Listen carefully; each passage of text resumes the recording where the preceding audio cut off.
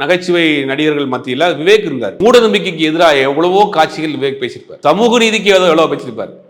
ஒரு பட்டியலின சமூகத்தினுடைய ஒரு குழந்தை ஒரு பள்ளிக்கூடத்துக்கு போகும். நீ எல்லாம் படிச்சு என்ன செய்ய போற அப்படின்னு அங்க வரக்கூடிய ஒரு ஆசிரியர், உயர் சாதி ஆசிரியர் கேட்பார். ஒரு காட்சி இருக்கும் சாமி படத்துல.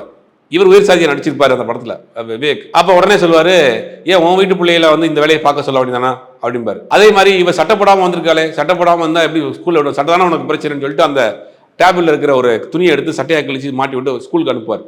இந்த மாதிரி புரட்சிகளை பேசுவார், சமூக நீதிக்கு கருத்துக்களை பேசுவார், மூட நம்பிக்கைக்கு எதிராக பேசுவார்.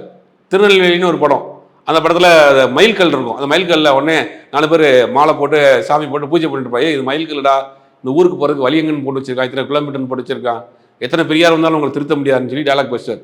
இந்த மாதிரி சமூக கருத்துக்களை பேசக்கூடிய தமிழ் சினிமாவில் சங்கி கருத்துக்களை விதைக்கிற வேலையை இன்னைக்கு சந்தானம் ஆரம்பிச்சிருக்கிறாரு. ரொம்ப நாளாக மறைமுகமாக செஞ்சுட்டு இருந்தார், இப்போ நேரடியாக செஞ்சார்.